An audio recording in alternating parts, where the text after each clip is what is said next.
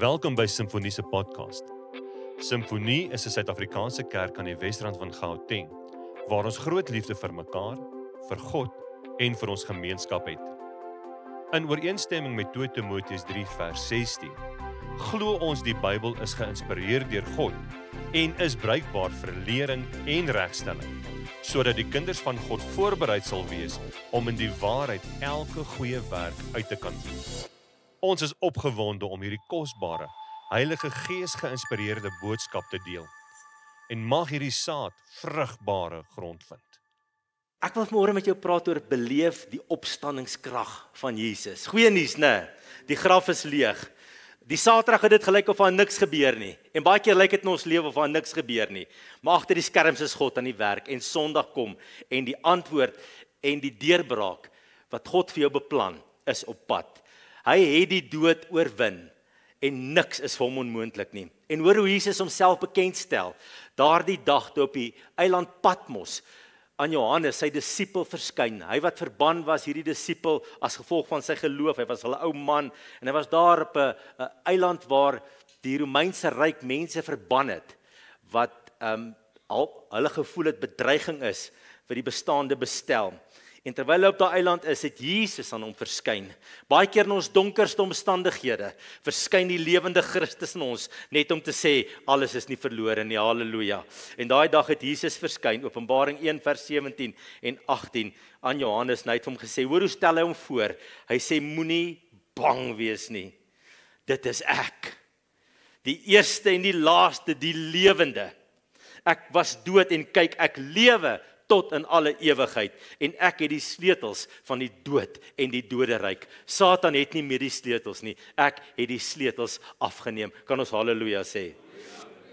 Jesus sê ook vir Martha, tydens sy aardse bediening, net voordat hy Lazarus, sy vriend wat gesterf het uit die dood sou opwek, sê hy vir Martha, hy sê, ek is die opstanding en die lewe. Ek is die opstanding en die lewe. En maar weet julle, van die eerste oomblik af, nadat Jesus uit die dood opgestaan het, met die Satan probeer om hierdie boodskap van sy opstanding te diskrediteer, hierdie fisiese, liggaamlike opstanding van Jesus uit die dood, te diskrediteer en dit as 'n leuen en 'n onwaarheid af te maak. En ons lees in Matteus 28 vanaf vers 12 tot 15. Die volgende wat gebeur het. Die priesterhoofde het saam met die familiehoofde vergader en die volgende plan gemaak. Dis hom snaaks, né? Boosheid werk nooit net met een nou nie. Is altyd 'n ou wat jy moet betrek by jou planne. En hierdie mense vergader saam met hierdie bose planne. Kan julle dink die inspraak van Satan aan 'n oomblikke in hierdie godsdienstige leiers se harte, en hulle het vir die soldate 'n groot som geld gegee en gesê, julle moet sê, sy disippels het in die nag gekom en sy liggaam gesteel terwyl hy geslaap het. En as die goewerneur daarvan hoor, sal ons hom tevrede stel. Sal 'n jokstorie vertel saam met julle en sorg dat julle nie bekommerd hoef te wees nie. Die wagte het toe die geld gevat en gemaak soos hulle voorgesê is. Hierdie storie word tot vandag toe onder die Jode vertel. En hierdie aanslag om die opstanding, die fisiese liggaamlike opstanding van Jesus uit die dood te diskrediteer, het oor die eeue nie opgehou nie. Een ateïs, 'n ander filosoof, 'n ander geleerde, 'n sogenaamde kenner staan op en het allerlei soorte bewys om te sê, dit het nooit gebeur nie. En agter dit sit Satan, want hy weet, as hy die boodskap van die opstanding, die fondasiesteen van die Christendom kan vernietig hy die kerk. Want dis waarop ons gebou is, die feit dat Jesus lewe, kan ons sê. Amen. Ateïste het probeer, en nou glip hierdie waarheid selfs en sluip in by teologiese instansies, mense wat sogenaamde godgeleerdes is en teoloë is, wat nou so slim is en dik boeke gelees het, en dan sê hulle, nee, wag, Jesus het nie regtig uit die dood opgestaan nie, en julle in liberale teologiese skole en kweekskole en opleidingssentra word hierdie goed vir jong dominees geleer en vir pastore selfs geleer. Dat die volgende het gebeur.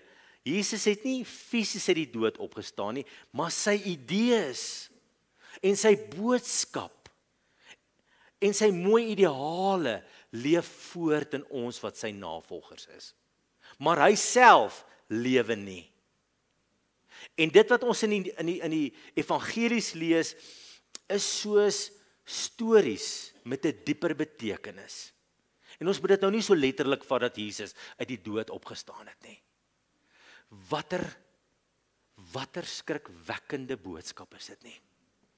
En ons weet vandag, ons het dit beleef in ons lewe, die dag toe Jesus ons geroep het en ons lewe vir hom oopgemaak het, dat daar het 'n verandering in ons lewe gekom. Ons het die lewende Christus ontmoet. Ons sien sy werksaamheid in ons lewe, in ons kerk, waar mense hulle lewe vir Jesus gee, hoe hulle lewens verander. Jesus is meer as net 'n boodskap en 'n idee. Hy het uit die dood opgestaan en hy sit vandag aan die regterhand van die Vader. Halleluja. Ek het alself prakties beleef, sit ek eendag tussen 'n groep predikante, ons het koffie gedrink, en ons kuier, en ek hoor hoe die een dominee die ander dominee vra, glo jy nog aan die fisiese opstanding van Jesus? Kliphard in die groep. Ek dog, wat hoor ek hierso? En ek besef, hierdie arme mens is gevlek en beskadig deur sogenaamde slim teoloë. En ek bid so dat daai persoon waarlik weer die lewende Christus in sy lewe sal ontmoet. Satan probeer oor die eeue om hierdie boodskap te diskrediteer. Maar ons, ek en jy, is vandag getuies as gevolg van 'n ervaring wat ons met die lewende Christus het, dat hy leef. Kan jy jou hande in die lug sit en sê, halleluja, ek het 'n lewende ervaring met Jesus Christus. Hy het nie geslaag nie. En ons is vandag getuies daarvan. Ons dra hierdie boodskap voort in die wêreld en sê, as jy hom aanneem as jou verlosser en saligmaker, kan hy jou sonde vergewe. Hy kan jou lewe nuut maak. Hy kan jou huwelik herstel. Hy kan jou kind verander. Hy kan jou vrymaak van hierdie verslawing. Hy kan vir jou 'n nuwe lewe gee, want hy lewe. Hoekom is die dood van Jesus, hoekom is die opstanding van Jesus uit die dood so ongelooflik belangrik? Dit bevestig dat hierdie versoeningsoffer wat Jesus aan die kruis gebring het, dat dit aanvaar is deur God die Vader. As daardie offer nie volmaak en perfek was nie, kon daai offer nie deur God aanvaar geword het vir my en jou sonde nie. Maar daai offer is aanvaar, en die opstanding is die bevestiging daarvan, dat daai offer aanvaar is, en dat daar nou vergifnis en versoening vir ons sondes is. Hebreërs 2 vers 9 sê, maar ons sien Jesus met eer en heerlikheid gekroon op grond van sy lyding en dood. Hy is 'n kort tydjie minder gemaak as die engele, sodat hy deur die genade van God vir ons almal sou sterwe. Daarom kan ons nou vrygespreek word. Halleluja. Kyk wat sê Romeine 4 vers 25. Hy is vanweë ons oortredings oorgelewer aan die kruis, en hy is opgewek, sodat ons vrygespreek kan word. Sonder die feit dat Jesus lewe, fisies lewe, aan die regterhand van God die Vader sit, is daar vir my en jou geen hoop nie. Maar nou het ons hoop op die ewigheid, en ons kan uitsien na 'n toekoms vir ewig in God se teenwoordigheid. Sy offer was nie onvolkome, dit het nie tekort geskied nie, dit was nie gebrekkig nie, dit was nie onvoldoende nie, dit was voldoende gewees. Daarom sê Hebreërs 9 vers 12, ook nie met die bloed van bokke en kalwes nie, maar met sy eie bloed het hy eenmaal ingegaan in die heiligdom en 'n ewige verlossing teweeg gebring. Dis onthou, hierdie opstanding van Jesus is baie meer as net 'n historiese feit waaraan ons moet glo. Iets wat gebeur het, ons sê in ons harte, ja, dis reg, ons glo dit, ons aanvaar dit, maar dis iets wat daar gebeur het. Dit het betekenis daar. Nee, dit is iets wat ek en jy vandag in ons lewe kan beleef, ons kan dit vandag in ons lewe ervaar, en dit kan maak dat ek en jy sterk, dinamiese, oorwinnende Christene is. Maak nie saak wat die lewe na ons kant toe gegooi het in ons lewe nie, maar dat ons steeds staande kan bly en kan sê, Jesus leef, en hy leef in my, en ek leef vir God se plan en sy doel met my lewe. Efesiërs 1 vers 18 sê, ek bid dat hy julle geestesoë so verhelder, Dis 'n wonderlike ervaring vir 'n kind van God. Hierdie gemeente in Efese is Christene, maar Paulus bid 'n gebed vir hulle, en hy sê, ek bid dat God julle geestesoë so verhelder, dat hy julle geestesoë oopmaak. Dis 'n wonderlike ervaring wanneer jy skielik beleef, maar jy sien goed anders, wanneer Jesus Christus dit aan jou openbaar. En Paulus bid daarvoor, hy sê, ek bid dat hy julle geestesoë so verhelder, dat julle kan weet watter hoop sy roeping inhou, en watter rykdom daar is in die heerlike erfenis wat hy vir die gelowiges bestem het. En dan hierdie belangrike vers, en hoe geweldig groot, sê geweldig groot, geweldig groot, hoe geweldig groot, hoe geweldig groot sy krag is, wat hy uitoefen in ons wat glo. Dit is dieselfde kragtige werking van sy mag wat hy uitgeoefen het, toe hy Christus uit die dood opgewek het. Ek weet nie of ons altyd ons kop om hierdie ding kry nie, en daarom sê Paulus, ek bid dat hy julle geestesoë verhelder, want jy gaan nie tot hierdie ding redeneer nie. Jy kan nie tot hierdie ding dink nie, jy kan nie met jou menslike verstand by die diepte van hierdie waarheid uitkom nie. Dit is alleen God self deur sy gees wat hierdie waarheid aan jou moet openbaar. Dat jy kan verstaan, jy verstaan nie net met jou grysstof nie, maar jy verstaan, die ou pastoor het altyd gesê, jou nou het en jou nouer.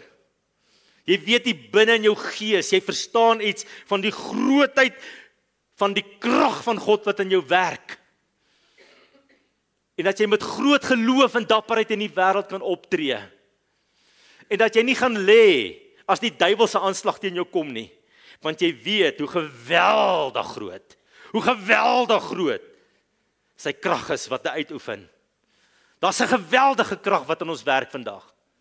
'n Geweldige krag wat in ons werk. En daarom kan ons God se wil doen. Daarom kan ons bid vir siekes. Daarom kan ons sonde oorwin. Daarom kan ons die duiwel oorwin. Daarom kan ons met hoop en opgewondenheid hierdie lewe benader, want daar's 'n geweldige groot krag wat in ons werk, en dis die opstandingskrag van Jesus Christus. Kan ons halleluja sê? En ons kan dit beleef. Dis 'n ervaring wat ons lewe verander. Wat maak dat jy op 'n maandagmôre nie kan opstaan nie en jy sê, ek gaan hierdie lewe in die oë kyk, want daar's 'n geweldige groot krag wat in my werk. Die krag van God wat Jesus uit die dood opgewek het. Maar ons beleef dit nie net nie, ons weerspieël dit ook. En Timoteus skryf, Paulus skryf van Timoteus, en hy sê, daar gaan 'n tyd wees dat mense, 2 Timoteus 3 vers 5, hulle sal nog 'n uiterlike skyn van godsdiens hê, maar die krag van die godsdiens sal hulle nie ken nie. Hy sê, daar gaan 'n tyd wees dat mense so 'n paar Christelike beginseltjies in hulle lewe toepas, en dan gaan ze op 'n manier op die pad van die Here loop, en dan gaan ze op 'n manier 'n Christen wees, en so op 'n manier gaan hulle die klokke daai rigting gelei, en ons stap nou maar in daai rigting. Maar hy sê hulle te skyn. Hy sê, maar daar's nie krag in hulle nie. Daar's nie krag nie. Die opstandingskrag van Jesus is nie in hulle nie. Hulle weerspieël dit nie. Hulle weerspieël dit nie. En daarom hierdie opstandingskrag is iets wat ons kan beleef, maar is ook iets wat ons kan weerspieël. Ons is nie besig met skyn nie. Ons is nie besig met 'n vertoning nie. Ons is nie besig om iemand te probeer beïndruk met hoe godsdienstig ek is, en dat ek nie lelike woordjies sê, en dat ek nie by lelike plekke uithang nie. Ek is besig om niemand te beïndruk nie. Jy is besig om niemand te beïndruk nie. Jy is besig met die lewende Christus, en sy krag werk in jou, en jy weerspieël hom in jou huis, aan jou man, en aan jou vrou, en jou kinders, en jy weerspieël hom waar jy loop. Want ons het nie net 'n skyn nie, so half 'n manier is ons op, so half Christelik, want ons identifiseer met die Christendom nie. Nee, die lewende Christus is werksaam deur sy gees in ons. Halleluja. Die vraag wat ek jou vanmôre wil vra is, hoe kan ek hierdie krag wat Jesus uit die dood opgewek het, hoe kan ek dit beleef in my lewe? Hoe kan jy dit beleef in jou lewe? Die eerste ding wat belangrik is, jy moet jou tot die Here bekeer. 'n Ongelowige kan nooit hierdie krag beleef nie. Paulus moes op die Damaskuspad hom bekeer het. Hy het gedink hy's godsdienstig en hy het die Christene vervolg, maar hy het gedink hy's so reg, maar hy was so verkeerd geweest. Hy was opreg, maar hy was opreg verkeerd geweest. En die Here keer hom voor op daai pad. En hy sê, Paulus, Paulus, waarom vervolg jy my? En hy ontdek, Jesus is meer as 'n idee. Jesus is meer as 'n konsep. Jesus is meer as 'n stel waardes. Hy's 'n lewende en 'n kragtige persoon wat die dood en die graf en die hel en die Satan oorwin het. En hy ontmoet hierdie lewende Jesus en hy moet tot bekering kom. En daarom op die dag van Pinkster preek Petrus en hy sê, bekeer julle, draai jou rug op jou ou lewe. Jy kan nie dink, jy kan iets van God ontvang, as jy nog nie jou hele lewe vir hom gegee het en jou aan hom onderwerp het nie. Hy sê, dat elkeen van julle gedoop word, in die naam van Jesus Christus, en God sal julle sondes vergewe, en julle sal die Heilige Gees as gawe ontvang. Bekering, Heilige Gees, opstandingskrag. En wanneer 'n mens voor die kruis kniel, voor Jesus kniel, en sê, Here, hier is my hele lewe, begin God in jou lewe te werk met sy krag. Ek wil jou vandag vra wat in hierdie kerk sit, is jy nie moeg vir 'n donker, sondige, verlore lewe nie? Is jy nie moeg vir al die beklei in jou huwelik nie? Is jy nie moeg vir al die stryd en al die donker? Is jy nie moeg om die speelbal van die duiwel te wees nie? Is jy nie moeg om aan die ontvangkant van die duiwel te wees? Hy beloof so baie, maar jy het so min ontvang. Jou lewe het gaan stil staan. Maar vanmôre roep die lewende Jesus Christus jou in hierdie kerk na hom toe. En hy sê, kom na my toe en bekeer jou. Nie met 'n halwe hart nie, nie 90% nie, maar met jou alles, en kom na my toe, en ervaar hoe ek jou lewe gaan verander, en hoe my opstandingskrag in jou lewe gaan werk, en jy sal my sien in jou lewe, en jy sal my beleef in jou lewe, en jy sal sien hoe ek my liefde en my goedheid oor jou lewe gebied. So die eerste een is bekeer jou. Die tweede een is, as ek my bekeer het, moet ek in 'n noue en 'n liefdevolle en 'n toegewyde verbintenis met Jesus lewe. Filippense 3 vers 10, al wat ek wens is om Christus te ken en die krag van sy opstanding te ondervind en deel te hê aan sy lyding deur aan hom gelyk te word in sy dood. Nou hierdie woordjie ken in die ou oorspronklike tale is meer as net 'n verstandelike ken van feite. Dit is om iemand van naby, van hart tot hart te ken. Dit is om iemand baie innig te ken. Dit is om 'n persoonlike, wederwysige, interaktiewe verhouding met iemand te hê. Dit is 'n beleweniskennis. Dit is om op 'n ander vlakke verhouding met iemand te hê. Op 'n diep vlak. En as ek in hierdie kenverhouding, hierdie verbintenisverhouding met Jesus lewe, dan beleef ek sy krag in my lewe. En hy sê, en om die krag van sy opstanding te ondervind, maar dit begin by hierdie innige verbintenis, om dit te ervaar. En hoe beleef ek hierdie verbintenis? Dit gaan oor my oorgawe aan Jesus. Dit gaan oor 'n gesindheid van alles wat ek is en alles wat ek het behoort aan Jesus. Dit gaan oor hierdie ding van om nie lou in my verhouding met Jesus te wees nie, maar om brandend in my hart vir hom lief te wees. Want dit het ongelooflike konsekwensies vir 'n kind van God. Ek en jy weet dit. As ons in ons verhouding met Jesus lou is. Ons dink baie keer, ja, ek is nou nie koud nie, ek is so half 60% in my verhouding met die Here, ek is beter as die meeste. Jesus sê, is nie vir my goed genoeg nie. Hy sê in Openbaring 3 vers 16 vir die gemeente, hy sê, maar nou omdat julle lou is, nie warm nie en ook nie koud nie, gaan ek julle uit my mond spoeg. Dit het ongelooflike konsekwensies om met 'n lou hart teenoor Jesus te staan. En daarom moet ek en jy met 'n hart wat uitverkoop is aan die Here, voor hom lewe, om sy krag te beleef. Ek moet myself neerlê en ek moet sê, nie my wil geskied nie, maar u wil geskied. En dis wat Galasiërs 2 vers 20 sê, ek is met Christus gekruisig. Ek leef nie meer nie, maar Christus leef in my. En dis al wanneer ek hierdie leef van Christus in my beleef, sy opstandingskrag, wanneer ek sê, Here, ek wil regtig vir u lewe. In my werk, by my huis, in my hele mens wees, wil ek vir u lewe. Ek wil nie 'n selfgesentreerde lewe nie, maar ek wil 'n Jesus-gesentreerde lewe. Dan beleef ek hierdie verbintenis. Julle weet, hierdie verbintenis vind ook plaas, word ook inniger, waar ek bid. Iets gebeur wanneer 'n kind van God bid. Wanneer jy voor die Here staan en sê, Here, ek kom na u toe en ek wil met u praat. dan is daar 'n verbintenis wat plaasvind, 'n ongelooflike verbintenis. Daarom sê Efesiërs 6 vers 18, terwyl julle met alle gebed en smeking by elke geleentheid bid in die Gees. Julle weet, daar word 'n verhaal vertel van Billy Graham. Daar het 'n groep studente, klomp jong studente het eendag Engeland toe gegaan en hulle het deur Engeland getoer en allerlei belangrike godsdienstige plekke gaan besoek. En hierdie groep studente het toe die huis gaan besoek van John Wesley, wat baie jare tevore 'n groot beweging en herlewing in Engeland aan die gang gesit het. 'n Geweldige beweging in Engeland aan die gang gesit het.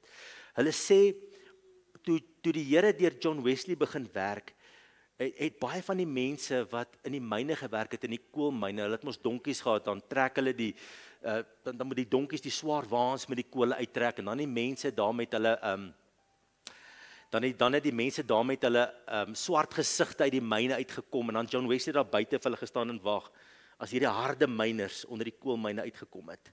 Dan het hy vir hulle gepreek, en hulle sê, dit was goddelose mense gewees. Daai myners was goddeloos gewees. En daai mense kom tot bekering in so 'n mate dat die grootste gedeelte van Engeland Christelik draai op daai stadium. En John Wesley het 'n magtige impak gehad op Engeland. En hulle besoek ook sy huis. En by John Wesley se bed, hy het houtvloere in sy huis gehad, dis nog vandag 'n besienswaardigheid in Engeland. Is daar 2 merke op die grond wat John Wesley elke dag gekniel het om te bid. Sulke uitgeholde plekke waar sy knieë gestaan het, in die houtvloere. En die studente het almal uitgeloop nadat hulle hierdie besienswaardigheid van John Wesley se huis gesien het. En een jong student het teruggehardloop en hy het sy knie op die plekke gaan sit waar John Wesley se knie was. En hy het sy hande so in die lug gesteek en hy het gesê, Here, doen dit weer. Here, doen dit weer. En daardie man se naam was Billy Graham. En die storie, julle weet, julle ken sy geskiedenis. Hy het miljoene mense na die Here toe gelei, deur stadion evangelisasie. En hy het 'n geweldige krag uitgeoefen vir Christus in Amerika en in die res van die wêreld. Daar's 'n koneksie wat plaasvind tussen jou en Christus, 'n verbintenis wat verinnig word wanneer jy op jou knieë gaan staan. Ek wil jou vra, gaan staan op jou knieë wanneer jy bid. In eerbied vir die lewende Christus. Moenie net sommer so, daar's plek vir skietgebede deur jou dag, daar's baie plek daarvoor. En ons moet heeltyd skietgebede bid. Maar daar's oomblikke wat jy die deur toemaak. En mag wanneer ek en jy sterf, dan merke in die mat wees. Omdat ons 'n verbintenis gebou het met die lewende Jesus. Maar mag ek en jy ook bewus leef, dis nog 'n manier hoe ek dit beleef my lewe, bewus leef van Jesus in ons lewe. Nou julle weet 'n bril laat my beter sien. Laat ek net afval. Julle lyk eintlik mooi. Nee, ek dink ek moet hom afhou. Maar ek is heeltyd bewus van my bril. Dis hoe ek na die wêreld kyk. As ek hom afhaal, kan ek nie duidelik sien nie. En dis hoe ek leef in my verhouding met Jesus. Ek kyk die lewe en ek kyk alles om my deur sy oë. Daar's 'n bewustheid as ek na iemand kyk soos Johan voor, kyk ek nie net na Johan nie, ek kyk ook deur die oë van Jesus na hom. Jy kyk na die kerk deur die oë van Jesus, jy kyk na jou finansies deur die oë van Jesus, jy kyk na jou motor deur die oë van Jesus. Die slegte en die goeie goed wat in jou lewe gebeur, kyk jy deur die oë van Jesus. Jy het die bril van Jesus op en jy leef bewus van alles wat om my gebeur is verbind aan Jesus Christus die lewende, en dit bring 'n verbintenis. Daarom sê Handelinge 2 vers 25 van hom sê Dawid, ek het die Here altyd voor oë. Daarom ook die woord van die Here, as ek dit lees, is daar 'n ongelooflike verbintenis wat plaasvind tussen my en Christus. Onthou julle op die pad van Emmaus het die 2 teleurgestelde disippels weggeloop van die kruisdood van Jesus af, en hulle het daar geloop, en die volgende oomblik het 'n man by hulle verskyn, en dit was Jesus gewees, en op pad het hy die skrifte vir hulle uitgelê. Dan staan daar in Lukas 24 vers 32, hulle sê, was ons harte nie brandende in ons, toe hy met ons op die pad gepraat het, en vir ons die skrifte uitgelê het nie. Daar word iets in jou gees aan die brand gesit, wanneer Jesus saam met jou die Bybel lees en die Bybel vir jou oopmaak. En daar's 'n verbintenis wat plaasvind wanneer ek die woord van die Here konstant in my lewe lees. Ek ervaar wanneer ek die Here loof en prys, is daar 'n diepe verbintenis wat tussen my en die lewende Christus plaasvind. Daar's 'n ken wat plaasvind. Daar is 'n interaksie wat plaasvind. Daar's 'n wederkerigheid wat plaasvind. Sy krag word vaardig oor my. Die Heilige Gees begin in my beweeg wanneer ek die Here loof en prys. Loof en prys is nie net 'n 10 of 20 minute of 'n halfuur van lekker sing nie. Dis 'n tyd van ontmoeting, kan ons haleluja sê. In 2 Kronieke 5 vers 13 in die Ou Testament lees ons van die tempel wat ingewy was, die pragtige tempel van Salomo. En daar staan presies gelyk, soos een man het die trompetblasers en die sangers die lof en dank aan die Here laat weer klink. Die klank van die trompette, simbale, allerhande instrumente en die loflied ter ere van die Here het opgeklink, soos vanmôre dit opgeklink. Want hy is goed, aan sy liefde is daar geen einde nie. Op daardie oomblik het 'n wolk die huis van die Here gevul. Daarom kon die priesters nie vir diens aantree nie. Dit was die magtige teenwoordigheid van die Here wat die tempel van God gevul het. En daar is 'n vul van my gees, 'n vul van my huis. Daar's 'n volmaak van die kerk wanneer ons die Here loof en prys. Sy teenwoordigheid beweeg in ons midde in. Prys die Here. Mag ek en jy hierdie verbintenis met die Here hê. Nog 'n manier om hierdie verbintenis te verinnig is steun op die Here, steun op hom. Maar wees nederig, steun op hom. Filippense 4 vers 13 sê, ek is tot alles in staat deur Jesus Christus wat my die krag gee. Kan ons sê halleluja? Dan wil ek net afsluit met 3 vinnige gedagtes. Wat het die opstanding van Jesus tot gevolg gehad? Ek wil net 3 dinge noem vir julle. Die eerste ene is, nou is daar 'n lewende, almagtige Here Jesus Christus, wat kragtig in sy kerk teenwoordig is nou, en sy kerk bou en gebruik in hierdie wêreld. In Matteus 16 vers 16 lees ons, waar Petrus antwoord, hy sê, U is die Christus, die Seun van die lewende God. En Jesus sê, gelukkig is jy Simon, Bar-Jona. Hy sê, want vlees en bloed het dit nie in jou geopenbaar nie, mense het dit nie in jou geopenbaar nie, maar my Vader wat in die hemel is. En hy sê, ek sê vir jou, jy is Petrus, en op hierdie rots, hierdie belydenis wat jy nou gemaak het, sal ek my kerk bou. Sal ek my kerk bou. Sê bietjie, ek sal my kerk bou. Dis Jesus. Dis Jesus se woorde. Hy sê ek sal my kerk bou. En die magte van die doderyk sal dit nie oorweldig nie. Kan ons haleluja sê? Die magte van die doderyk sal dit nie oorweldig nie. In Markus 16 vers 20 lees ons, maar hulle het uitgegaan en oral gepreek en die Here het saamgewerk. Die Here het saamgewerk. Die Here het saamgewerk en sy woord bevestig deur die tekens wat daarop gevolg het. Jesus is in ons midde vandag. Glo julle dit? Hy's in die hemel, maar hy's ook hier. Hy's hier. Deur sy Gees is hy hier om wonderwerke te doen, om mense te versterk, om te vergewe, om te praat, om te waarsku, om aan te moedig. Hy's hier op hierdie oomblik om met jou 'n afspraak na te kom. Hy's hier. Hy's hier om vir jou deure oop te maak. Jesus is in ons midde. En daarom, wanneer ons as kerk bymekaar kom, is dit 'n vreugdevolle affære, man. Ons loof die Here en ons prys die Here. Maar dit is ook 'n eerbiedvolle gebeure. Ons is so vol eerbied, want ons weet Christus is in ons midde. Die lewende Christus, die almagtige Jesus is deur sy Gees in ons midde. Ons het soveel eerbied en respek en 'n heilige vrees, want hy's hier. Hy's hier. Hy's hier. Julle onthou nie in Handelinge 5, jok Ananias en Safira oor die koopbedrag en hulle slaat mors dood neer. Beteken nie ons hel toe nie, dit beteken nie die Here het tug uitgeoefen. Ek glo hulle is hemel toe, maar hy het tug uitgeoefen. En baie keer daai eerbied moet ons hê, want hy is in ons midde. Hy's in ons midde. Hy's die hoof van die kerk, sê Efesiërs 1 vers 22. Daarom kom ons met hoop en verwagting kerk toe, want Jesus gaan sy hand in ons midde openbaar. Jesus gaan mense aanraak, mense gaan opgetel word, mense gaan koersveranderings maak, mense gaan nuwe keuses maak. Nie omdat ons so goed is nie, want Jesus is hierso. Halleluja. Hy's hier in ons midde. Die tweede ding wat belangrik is, wat die opstanding tot gevolg gehad het. Ons het 'n middelaar in die hemel wat vir ons intree. Romeine 8 vers 34 sê, hierdie Jesus wat aan die regterhand van God is, wat ook vir ons intree. Daarom weet ek, as ek bid, word my gebede gehoor by die troon van God. Wanneer ek sien my kind raak die pad byster, kan ek voor die Here kom staan en sê, in die naam van Jesus kom ek na u toe, Vader. Ek is dit nie waardig nie, maar hy is dit waardig. Daarom word my gebede gehoor.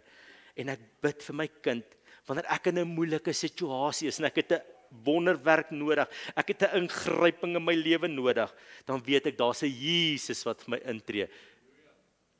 Hy is my verdienste. Hy is my verdienste. En ek kan groot gebede bid vir Suid-Afrika. Ek kan gebede bid wat my nasie skud, want daar is 'n Jesus wat hoor. Halleluja, en wat my intree. En as jy vandag op 'n plek is waar jy moedeloos en platgeslaan voel en jy voel die lewe is te veel en jy voel vasgevall en jy voel die duiwel is jou baas, jy het iemand wat vir jou intree en jy kan groot gebede bid. Die laaste punt van vanoggend is, omdat Jesus opgestaan het, kan ek en jy 'n oorwinnende opstandingslewe lewe. Romeine 6 vers 4 sê vir ons kan 'n nuwe lewe lei, sê vers 4. Aangesien, sê vers 5, ons met hom een geword het in sy dood, sal ons sekerlik met hom een wees in sy opstanding. Ons kan 'n nuwe lewe lewe. 'n Lewe vol nuwe moontlikhede. Dit beteken nie ek is perfek en ek gaan nooit faal nie en ek gaan nie dalk my knie voor versoeking ergens buig nie, maar dit beteken die koers van my lewe het verander. Ek leef 'n oorwinnende lewe. Ek leef nooit weer my ou lewe nie. Ek leef 'n nuwe lewe. En as daar ergens in my verhouding met Jesus 'n disconnect kom, vra ek onmiddellik vergifnis en ek vra hom om by my te wees en my te help en my op te lig. En nou kan ek 'n lewe van vryheid roep.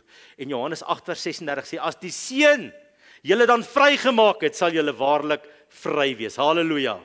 Hy's hier vanmôre om kettinge te breek. Hy's hier vanmôre om mense vry te maak. Henk het nou so mooi gebid van bekommernis, van dinge wat swaar op jou skouers lê. Hy's hier om jou te kom vrymaak van die hou vas van die duiwel in jou lewe.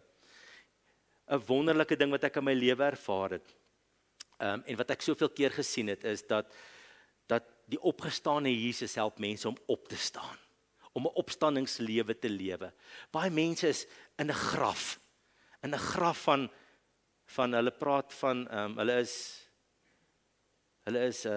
wat praat hulle van? Hulle is skermzombies. Skermzombies. Hulle hele lewe is op 'n ou skermpie.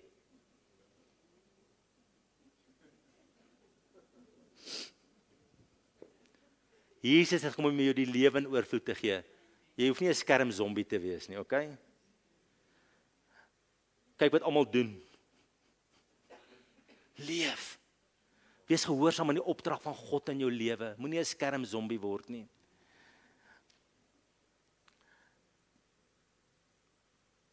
Jesus het gekom dat ons kan lewe. Kyk wat sê Micha 7 vers 8. Moet jou nie oor my verlekker nie, my vyand.